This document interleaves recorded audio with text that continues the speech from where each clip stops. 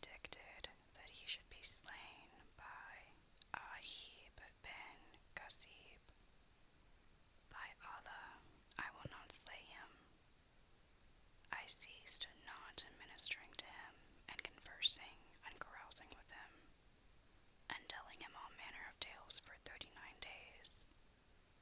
On the 40th night the youth rejoiced and said, O my brother, praise be to Allah, who hath preserved me from death, and this is by thy blessing and the blessing of thy coming to me. And I pray God that he restore thee to thy native land. But now, O my brother, I would thou warm me some water for the ablution, and do thou kindly bathe me and change my clothes. I replied, with love and gladness. And I heated water in plenty, and carrying it into him washed his body all over the washing of health, with meal of lupins, and rubbed him well and changed his clothes, and spread him a high bed whereon he lay down to rest, being drowsy after bathing. Then said he, O my brother, cut me up a watermelon and sweeten it with a little sugar candy. So I went to the storeroom, and bringing out a fine watermelon I found there, set it on a platter, and I laid it before him, saying, O my master, hast thou not a knife? Here it is, answered he, over my head upon the high shelf. So I got up in haste, and taking the knife, drew it from its sheath. But my foot slipped in stepping down, and I fell heavily upon the youth, holding in my hand the knife, which hastened to fulfill what had been written on the day that decided the destinies of man, and buried itself as if planted in the youth's heart. He died on the instant.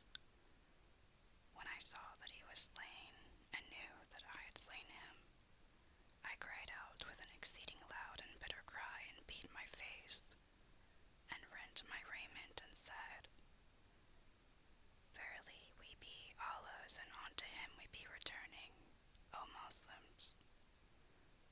O folk fain of Allah, there remained for this youth but one day of the 40 dangerous days which the astrologers and the learned had foretold for him, and the predestined death of this beautiful one was to be at my hand.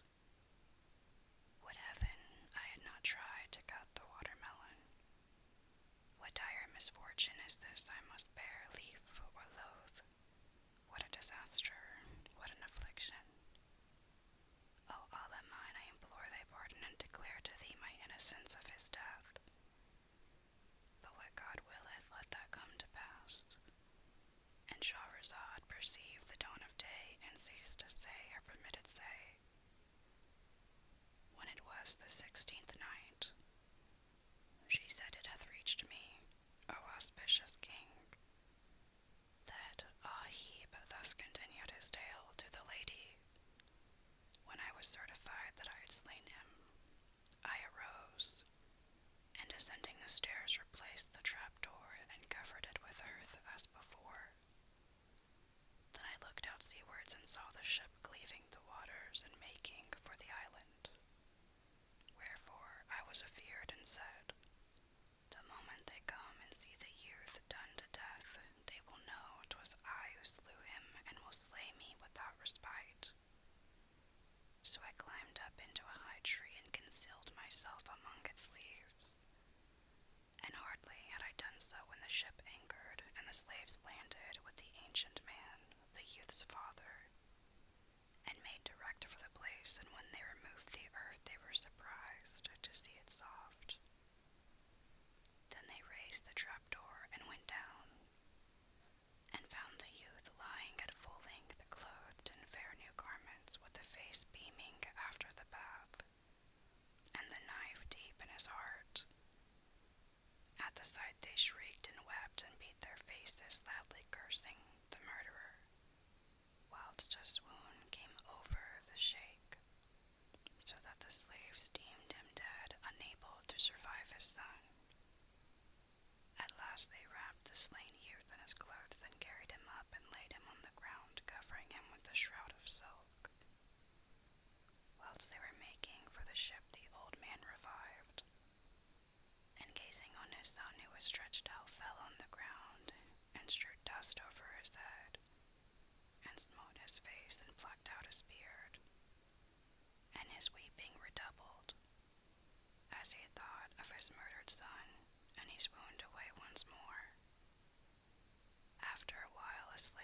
went and fetched a strip of silk, whereupon they laid the old man and sat down at his head. All this took place, and I was on the tree above them, watching everything that came to pass. And my heart became heavy before my head waxed gray, for the hard lot which was mine, and for the distress and anguish I had undergone, and I fell to reciting. How many a joy by Allah's will hath fled, with flight escaping sight of wisest head. How many a sadness shall begin the day, yet grow right gladsome ere the day is sped. How many a wheel trips on the heels of ill, causing the mourner's heart with joy to thrill. But the old man, O my lady, ceased not from his swoon till near sunset. When he came to himself, and looking upon his dead son, he recalled what had happened, and how what he had dreaded had come to pass, and he beat his face and head and recited these couplets. Racked is my heart by parting from my friends, and two rills to ever fro my eyelids flow. With them went forth my hopes, ah, well away, what shift remaineth me to say or do? Would I had never looked upon their sight, what shift, fair sirs, when paths ever strainer grow? What charm shall calm my pangs when this wise burn, longings of love which in my vitals glow? Would I had trod with them the road of death, never had befell us twain this parting blow. Allah, I pray the ruthful show me ruth, and mix our lives nor part them evermore. How blessed we were, we, as beneath one roof we dwelt, conjoined in joys nor recking aught of woe, till fortune shot us with the severance shaft. All who shall patient bear such parting throe, and dart of death struck down amid the tribe. The age is pearl that morn saw brightest show. I cried the while his case took speech and said, would heaven my son death mote his doom forslow, which be the readiest road with thee to meet my son, for whom I would my soul bestow. If sun, I call him no, the sun doth set. If moon, I call him wane, the moon's I'll know. O sad mischance of thee, O doom of days, thy place none other love shall ever know. Thy sire distracted sees thee but despairs, by wit or wisdom fate to overthrow. Some evil eye this day hath cast its spell, and foul befall him as it foul befell. Then he sobbed a single sob, and his soul fled his flesh. The slaves shrieked aloud, Alas, our lord, and showered dust on their heads, and redoubled their weeping and wailing.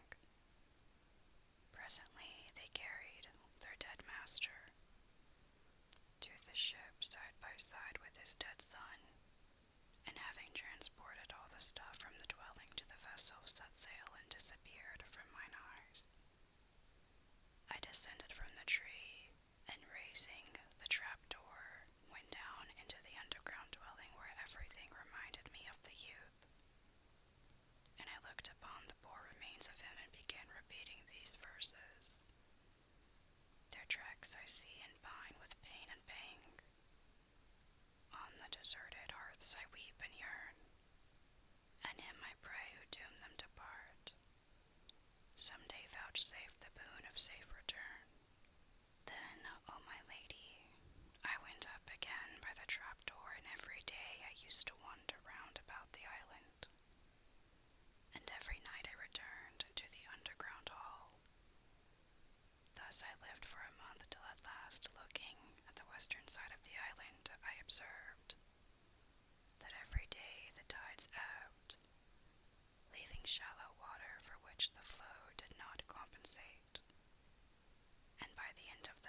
sea shall dry